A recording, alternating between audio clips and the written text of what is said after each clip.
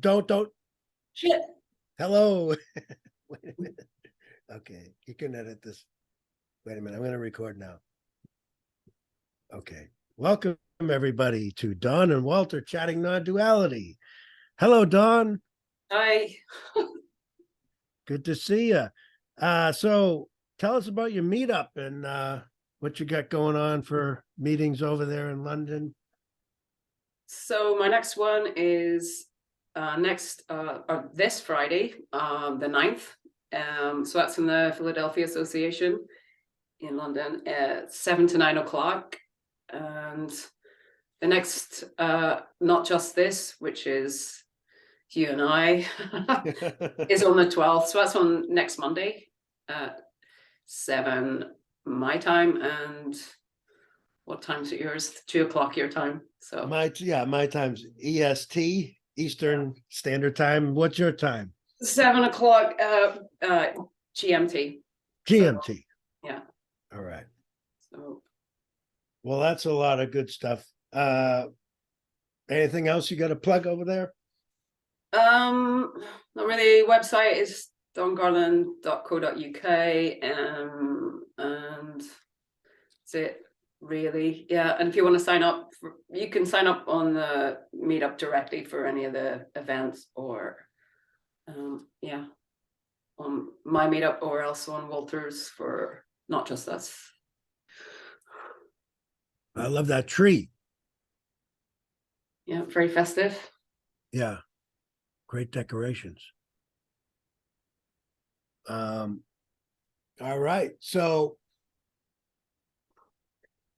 I know you talk about non-duality and integration. So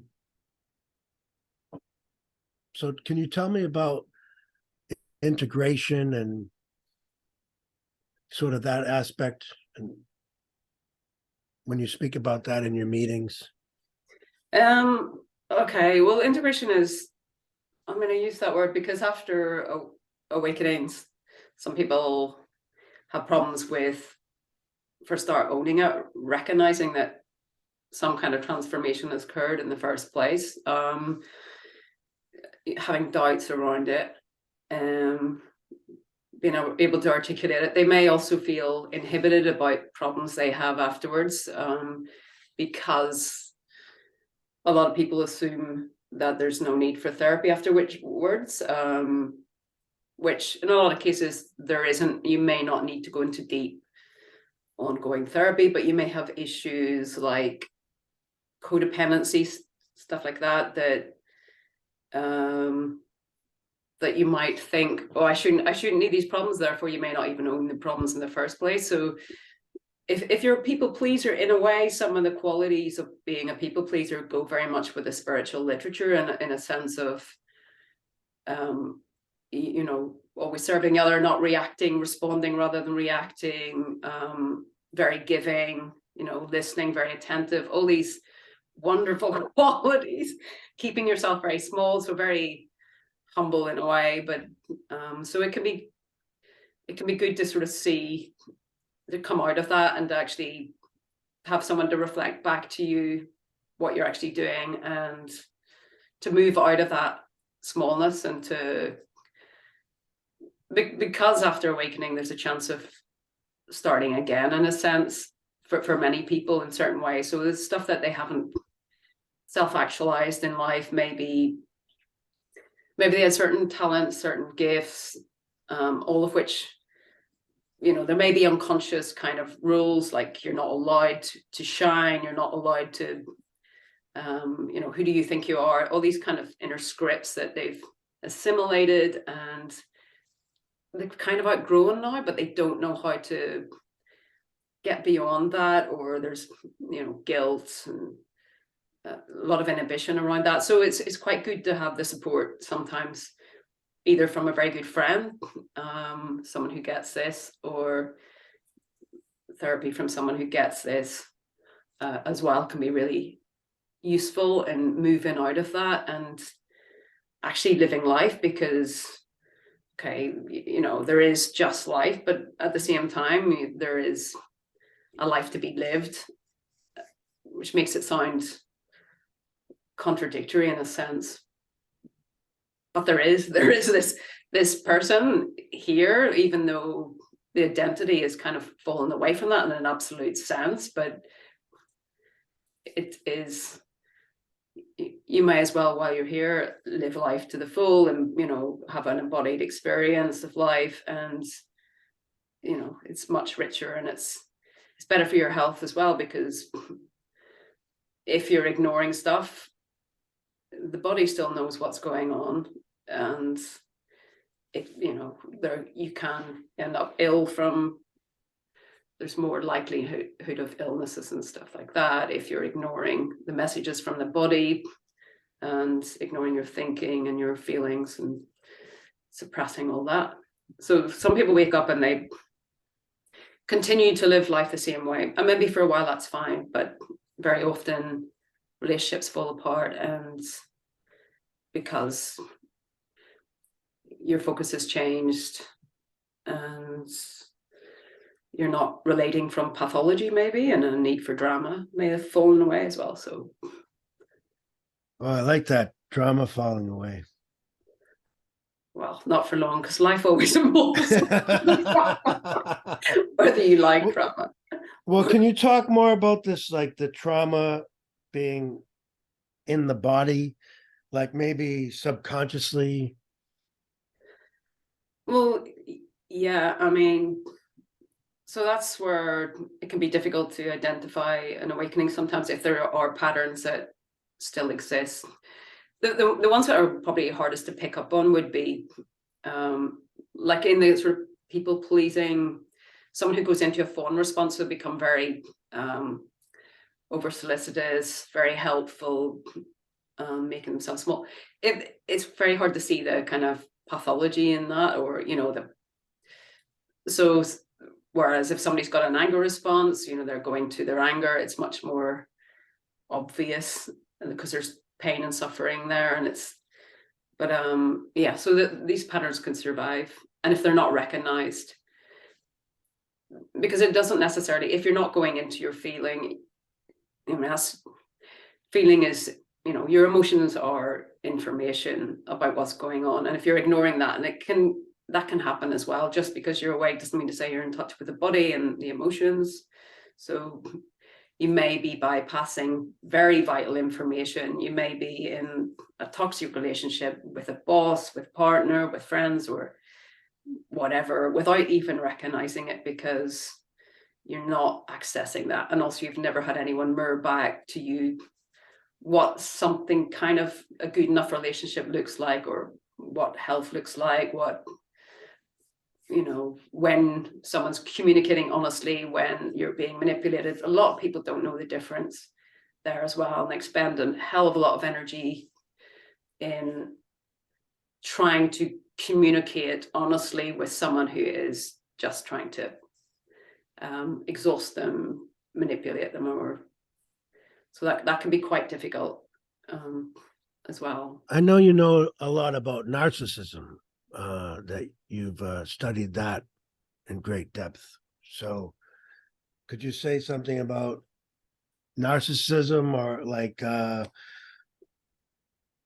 you know, like maybe even an awakened narcissist, or something like that? Well, awaken narcissist, I mean, narcissists, I mean, obviously they're going to make great speakers because, well, not necessarily, but they tend to be very charming. They tend to be charismatic, and they can make wonderful speakers, and they can be, so it's unlikely you're going to see that. If you're going to see a speaker and they're narcissists, it's very unlikely you're going to see that, because they can be very, I mean, they're going to be very, very happy as well, because they're getting the supply from the audience is going to be adoring them, so they're going to be happy, so they're going to be very smiley. So, but yeah, that pattern is very, very difficult to shift. In fact, it's impossible to shift. So the only person, you know, most people won't know about that, but it doesn't really cause problems for people going along to non-duality meetings so much. If you're having one-to-ones with someone like that, it's probably not going to be a problem, unless they're trying to you know, more in a cult scenario where people are trying to keep you down. So you know, if you are awake, they'll try to confuse you. Maybe this can happen. It can happen in a meeting as well, but it's less likely to. I'm sure it does sometimes. But so if if someone is getting close to, you know, in the same space as the speaker, and then create confusion, and that's very easily done when somebody's coming from an audience kind of position. You know, there's an obvious power imbalance just by the fact that someone is leading something. There's a power imbalance there, so it's very easy to confuse people if they're kind of doormatty or just in general as well. We tend to, you know, not everybody takes the blame, but we tend to, if someone is repeatedly telling us something's wrong with ourselves, we start to doubt ourselves quite easily, because that's the mind. The mind always doubts. You know, doubt is part of being human, part of the human experience. How about gaslighting? Like that seems to fit in with that too. Like a narcissist might do that to somebody. And certainly I've looked into cults a lot, and often both those things, that the cult leader is a narcissist, and that they practice a lot of gaslighting on their followers. So is that something you could talk about? I mean, it's very difficult to see. Once it's seen through, it's seen through. But in that environment, it's because there's a lot of pressure to stay hypnotized, you know, asleep in a kind of cult environment, because people are very often, well, in a cult environment, everybody's trying to please the one at the front, aren't they? So chances are you'll be scapegoated if you see through it, and you will suffer. So, but yeah, gaslighting is part of narcissism. If someone's gaslighting you, I mean, everybody is capable of gaslighting, usually when they're in really shit situation, like once in, I don't know, every 5 years, somebody will probably likely to do that, but it's part of their normal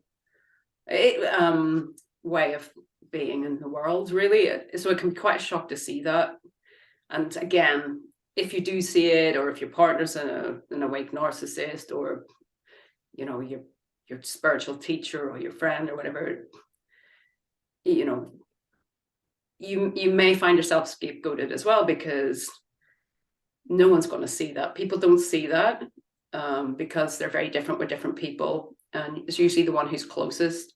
So the closer you get to the narcissistic one, the more the mask comes off. So if you live with them, God help you, but you may not see it, because if we've never experienced being treated fairly, we don't recognize it. And so we need someone to model that. And very often I think a lot of people are waking up to it. And then now it's being used for scapegoating as well, isn't it? Narcissism, everybody's a narcissist. But we all have qualities of that, of course. And there's healthy narcissism, which is, you know, and if you didn't have any, you wouldn't be getting up and talking about this in the first place, because it is I'd say it's healthy narcissism, may or may not be, but to actually talk about non-duality, what else is it? It is narcissist. Well, it's funny, you know, talking about non-duality, and the name of this show, I guess, is Chatting Non-Duality. But, you know, there is, I'd say, a post-awakening, which is something that interests me. And I think, in spite of all the stuff about basically the absolute and this kind of stuff, there's still this character, and you could suffer from depression and all kinds of things that so, you know, it's like, regardless of your true nature or whatever, all this kind of stuff, deeper states, and the the person, so to speak, can still suffer from depression and things like that. So I wonder, just in a general way, in a one-to-one situation, because I know you're a therapist, and just wondering what kinds of things could you offer somebody? Well, again, it's just general therapy. It's like what you do in a good relationship. It's just Mhm. reflecting back. It's being okay with what's going on. It's, being able to talk about it. Depression is very much, it's a collapse of the self. It's being unable to express anymore. So it's your kind of authenticity goes out the window, and there's this kind of anger turned inward. So you're not able to kind of be in the world in the same way. I'm not sure how that affects after awakening. I know some people have it, so I haven't come across that. I'm sure it does exist. There probably is a difference for most people, is like, because suffering, you come in and out of that. It doesn't seem to hang around in the same way. So there's suffering, but yeah, overwhelm can occur and trauma, but there tends to be less living entirely from that. So, but anything can occur. And I think there's a lot of taboo around things like, so one speaker may say, well, depression is something that doesn't happen after awakening, in which case, if you get depressed, you might deny the fact you've got depressed, or you think, or shame doesn't exist. I've heard that one a couple of times. And well, babies feel shame, it's it's very, very natural. If they're neglected by their parents or their caretakers, they blame themselves. So shame is very, very natural to the organism. Narcissists don't feel shame necessarily. It's unconscious. So it's just interesting, because once these things are named and said after awakening, because some people don't feel fear after, so it's actually very individual, and maybe they don't feel fear for 10 years and then suddenly they do. So we get all these ideas, and it's all such bollocks, really. I mean, at some stage you've got to let go of that and just go with your own experience. And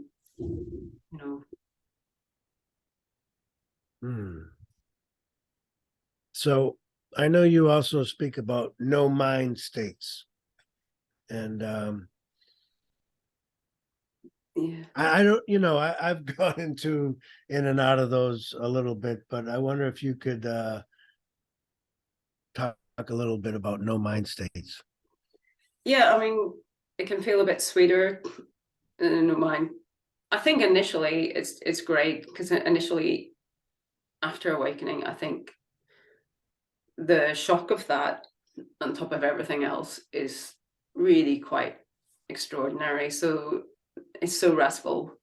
Whereas now it doesn't seem to matter when the mind's there or not. It certainly doesn't mean you're more integrated. It's got nothing to do with that, big to me. And I'm always speaking from my personal experience, and the limited experience I've had with working with other people who are awake and so on. But it does not mean the patterns can play out whether you've got a mind there or whether you do or you don't. You can be an awakened narcissist, to my mind, or an awakened codependent doormat and have no mind states, but still be acting out. So still be going into phone responses, still be gaslighting people. It doesn't mean that you're not still acting out.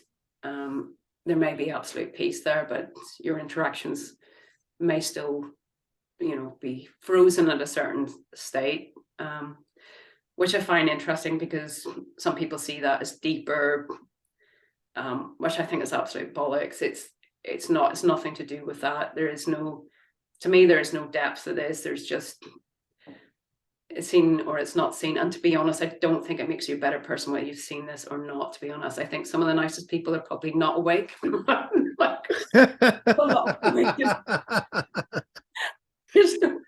think it's right. I don't know. Oh, that's really funny.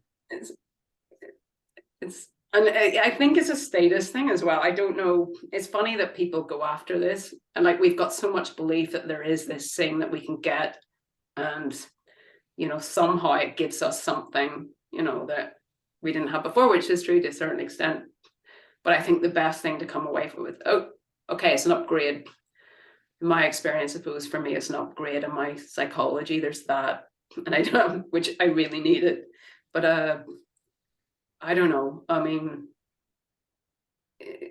it's never what you think it is, and why you're going after that. I don't know. Life's not just about that. It really isn't.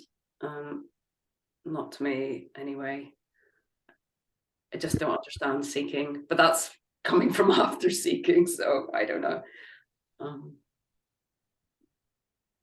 Oh, you don't, but you were a seeker at one point, no? I mean, only for a very short while, consciously, so not for a long time, maybe a couple of months, I guess. And so for a long time, I didn't really know what had happened, although I knew what had happened had been big and changed me, but so I didn't talk about it. Not really. Well, it did to some people, to people who didn't understand what I was talking about, but yeah. But yeah, Well, I was thinking about my mother was watching a conversation with Tim Freak, uh-huh. and she said that I didn't do a very good job of allowing you to. That's because you're a narcissist. Yes, I guess I am. So Over narcissist. Publicly apologize because I had you as my co-host, but Walter is definitely not a narcissist.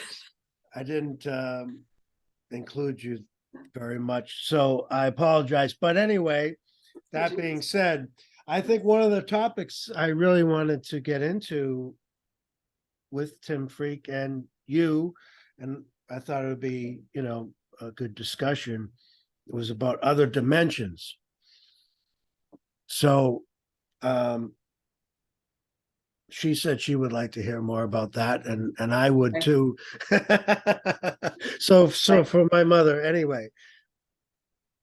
Well, I mean, again, I've only got the limited experience I have, and there's so much on YouTube and near-death experience. And there was always, I think, I was very familiar with the idea that interest in that sort of material falls away after you wake up. So I was kind of brainwashed with that, if you like, and I wasn't actually really interested in anything. Well, after awakening, all that desire, all that interest in curiosity about after death and other states, other dimensions, all that fell away for me until I experienced it. So like 4 years ago, almost 4 years ago now, I didn't realize it was that fascinating. I guess I didn't get my head around that it's as real as this, if not more real than this. So, and I quite like Tim Freak's idea of it being, a shared dream in a sense. That kind of made sense to me, but because they seem very, these other dimensions. I mean, in my own experience, some of it was disconcerting because, okay, I've experienced hell, I've experienced heaven, I've experienced in between places. Sort of like angelic realms, say, that seem neither good nor bad particularly, but also it's quite disturbing as well in the moment. It's funny that I found that they weren't disturbing coming away, not for me. Like I would have thought after a hell experience I'd have been really, really shaken to the core, but I wasn't at all, which I find really bizarre. But some of it was quite disturbing, as in at the time, like being out in outer space and seeing hell, like seeing a hell and seeing people trying to get out and feeling like, and seeing them notice me in the sky because it's just this blackness, which I could, which is light, dark light. And that sense of could I do something? And then the sort of recognition, what if I get stuck here?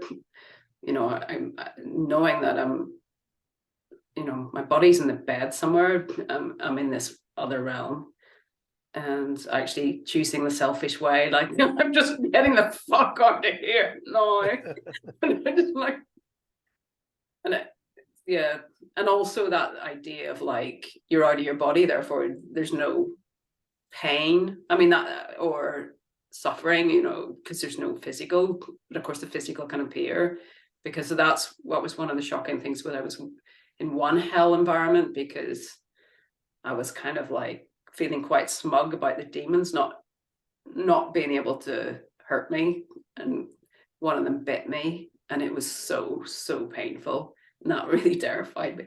But anyway, so yeah, it's quite a shock. And but a lot of I think around that time when I started getting that, a lot of my psychological stuff came up, and that's where it was seen, and it was seen so clearly. So there was a big personality shift after that as well. And so yeah, that was transformative.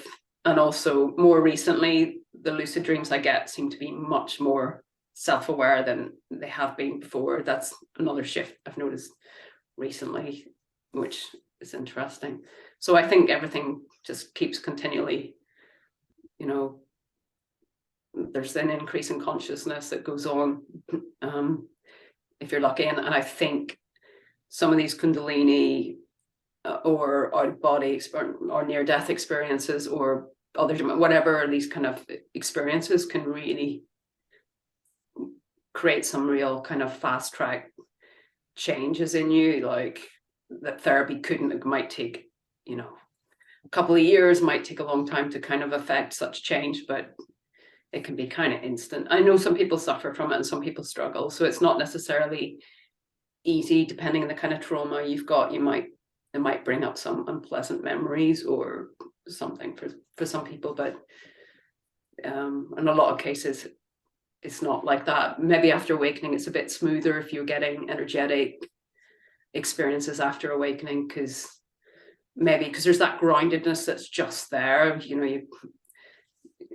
But I can't speak for everybody, because some people do just get shaken up and there's trauma there. Maybe it's just could be, but yeah. So Yeah. I was thinking while you were talking about lucid dreaming, and also like when you know how to get out of a situation, like you've been there before, you remember it, you learn different tricks and methods of transforming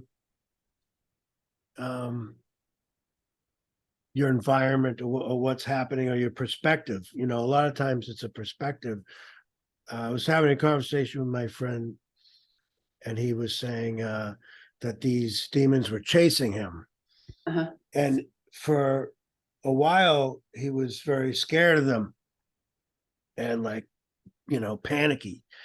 And then he somehow was able to realize, and with lucid dreaming, go back into that situation and just see them as like cute little puppies, and he just said, "Get out of here," and they ran away, and they were, you know, it was something like that. Anyway, but he once he realized this, it never affected him again, that to be chased by demons, and like really would wake up in a panic, you know. And so I don't know if you could speak to that at all, like sort of realizing something in the waking state and then going back in and applying it.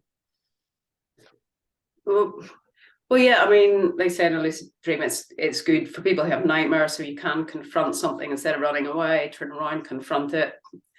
But I mean, and the problem as well, like, I mean, there's no, with lucid dream, I mean, there's a lot of theories around lucid dreaming. My experience of it, sometimes you can change what you want to change, sometimes you can't. You know, and the other dimensions are very much, they seem to operate the same way. Like, you want to move from one planet to another planet. You just think it's the power of thought. You kind of have an intention, and that creates change.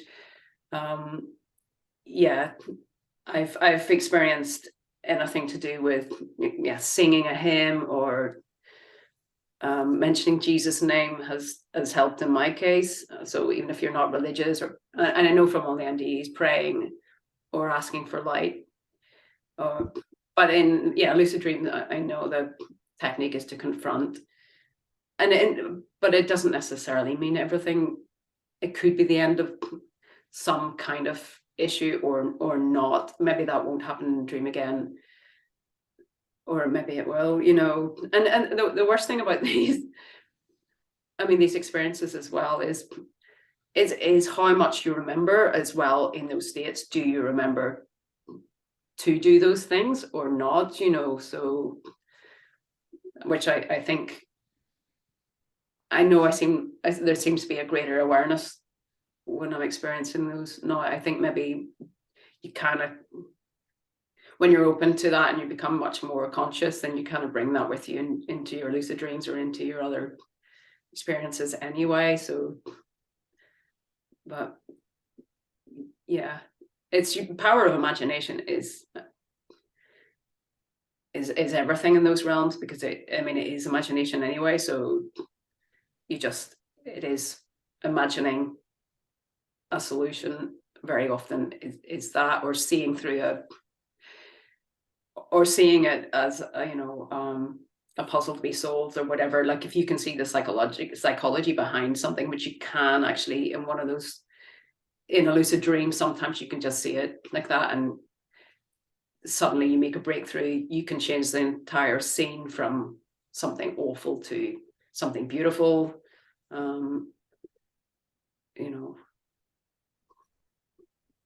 What kind of transformations have you seen that you can talk about?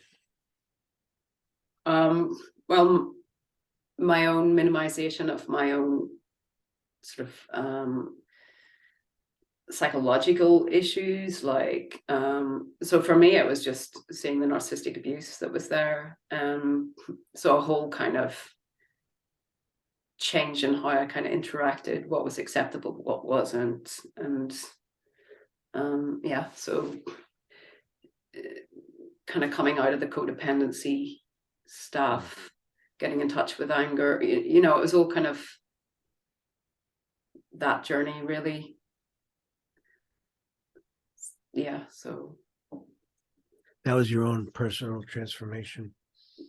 Yeah, it was. Yeah, and also, it seemed to, when I talk about self-actualizing, so I'm now writing the book that I couldn't write prior to that. So I'm writing a book now because I've had that change of perspective, and I'm no longer, they say it's freed me up to write something I couldn't have written before, basically. So yeah, so there's self-actualizing as well as changes in how I see reality, which was, I didn't realize how distorted, because I was so prone, bliss states, you don't really care what's going on around you. It doesn't really matter if you've got if you're surrounded by toxic people and you're blissed out, it doesn't really matter to you that much. But if you don't see it, but if you see it, you're not going to put up with it. That's the thing. If you don't know what it is, you're just going to be all right. You're blissed out. Who cares? So, and it's not to say get it, because, everybody has a narcissist in their life. It's not about. Is it that prominent? Yeah, it is. Oh, wow. It's all right at distance. It's just, as a. Is there a statistic like? Well, I think Dr. Ramani, did she say it was 1 in 5? I think I'm not sure what she put it as, but it's very common. I'm going to look around at the Thanksgiving table next year. Pick up. Joking. Way to get ahead. I'm sure there are none in my family. My family is the exception, of course.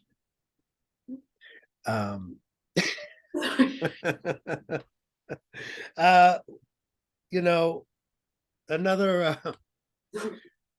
sort of hot topic these days, that I always ask people about on this channel is this idea of non-duality or radical non-duality being potentially harmful, or just wonder if you could say anything about that, since a lot of people are interested in that. Yeah, it's funny. I think people are particularly codependent when they really like a teacher. You know, you get that sort of invited police scenario. So they really want to almost like police the teacher by going around and commenting everybody else's YouTube channel about what's the correct, what's incorrect, what you've done wrong, what you've said. That's not a way, you know. The problem is it becomes like rules, and I think it's inevitable that it does. So certain things, a certain way of talking about this, or it loses the heart of it. People become influenced, even though it's not an ideology, even though it's just a description, it still gets taken as a kind of way to live, or it should be like this. It gets into people's language, like the spirit, all the spiritual stuff, like, you know, toxic positivity. You know, so many of us, including myself, we say, you know, it is what it is. When we often, you know, people say that when their friends in distress, oh, well, you know, it is what it is. Like, it's as banal as, you know, every cloud. It's a silver fucking line. Like, it's just another way of sweeping things under the carpet. But so there's a lot of people get caught up in all these. So like avoidance, you'd say, people. Yeah, avoidance and avoidance of life, because this, you know, this, without this goal, it's not worthwhile, and it's not a goal when when it's seen that life in itself is what's meaningful. Like I mean, say there's no need for meaning, but the character continues to look for meaningful relationships and work, and, you know, like you find stuff that's in alignment with yourself much more than before. So it's not like meaning out the window, you know. I think it's sometimes a problem with the language, what some people might call the jargon. Yeah. Is it's well, I could tell you, like somebody left me a voicemail once, and there was like every other word was apparently, and this is just like a message from them to me, you know, like and it's like, this is not how people talk, you know. It's like I understand it's a teaching method to say whatever's happening is only apparently happening, you know. It's but real and unreal and all this stuff. But when you're having a conversation, there's no need to point out that everything is apparent. And it's like, I get it, you know, we're just, this is just two people. I don't know. Sometimes it's like, what's going on? You know, what are we doing here? I think that, yeah. It just, I don't know. It seems to go too far sometimes in a weird way. I think if you're in your friends or relationships with someone who's awake, you know, I mean, there's nothing in your conversation that's different than anybody else. Non-duality just doesn't come into it. And that's what I mean. Life doesn't change in the sense that it's just the same. And then you get like seeker people who, you know, you have a problem or something. Oh, well, you know, I've heard this many times, like, well, you should just you know, you can't let go, or you can't surrender. And it's like, that language just falls away, all these spiritual concepts. And again, like, even telling someone to let go or telling someone to surrender is like saying, you know, it's your fault. You know, like, Oh yeah, but these things aren't even helpful. You know, it's not empathic. So I think all this spiritual shite, like, may call it that, falls away. No, you can just talk normally, which is kind of good. And none of this Yes. me in the now, that I think that's the worst, you know, me in the fucking now. It's like, and also therapists who think that, you know, because they're, you know, presence, that's enough, or like normal therapy isn't. I mean, like for me, again, it's my opinion, but like going into your history is really important. And you know, it's not about just what's happening now. That can be happening now as well, going into your past, seeing those patterns, you know, experiencing that, talking about it, feeling emotions. And you know, I think sometimes there's a kind of smugness that comes with being awake, and well, it's just enough to just sit there with somebody. And I think they did a lot of that in the 60s as well, you know, come into the moment and then you go away, and like with all your problems intact. I mean, what do we do with our friends when we got shit hits the fan? We talk about it, don't we? If we have decent friends, close friends, we talk about it. And so it's about bringing everything, and you Well, know, it's always this human experience, subjective experience of life. And it's, yeah, you can't deny the ups and downs, the pains and the struggles and the everything that was felt before. It's certainly a different experience, but all that stuff is still there. It's hard to describe. I don't know. There seems to be an inner knowing that everything is going to be okay, or everything is okay, but I still go through all the same stuff, you know? yeah, it's funny that okayness is there, and that's really strong, isn't it? Yeah, okay, the same stuff could happen. Like that's what I was saying about like after hell experience or something like that. It's like something isn't affected by any of that, and it's okay. Even that's okay, and it's safe, and it's yeah, which is quite unbelievable. I used to, when I grew up, I had a fear of hell. So I think maybe I did have an NDE at some point. Maybe, I don't know, during, I don't know, I tried to kill myself a few times when I was younger. So maybe from that, I don't know. So maybe there was something around that, why I get these experiences more often. I don't know, but Could you tell me about the NDE? no, I mean, I imagine maybe I did because Oh, maybe you did. Oh, okay. yeah, because there was this fear, and I remember of hell, of going to hell. Like I felt like I was going to go to hell, even though I was an atheist.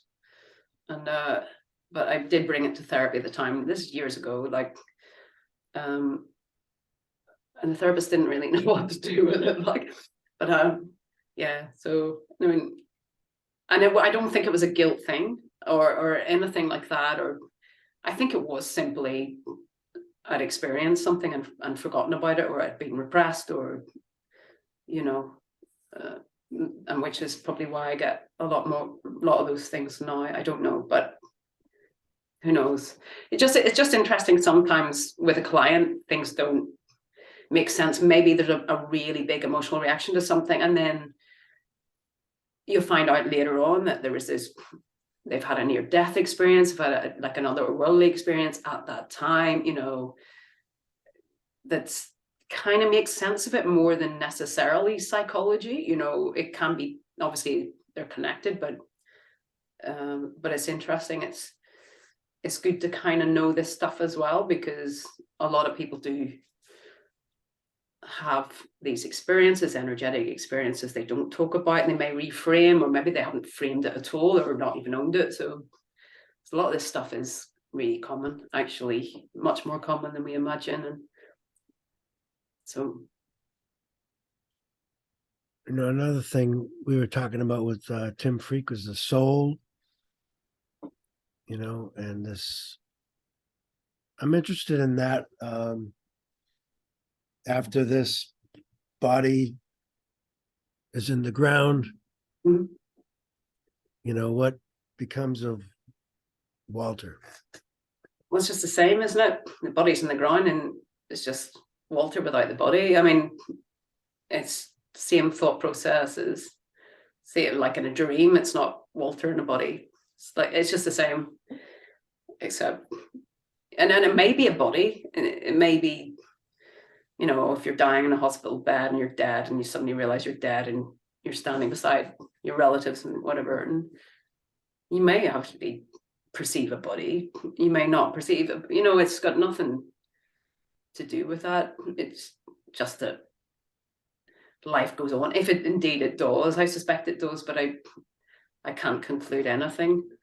Some people can conclude things, but I can't join them because that's not my experience, you know. So there's, for me, there's just doubt that there, I don't know that there's a lot of doubt there, but there's some, like, I don't know.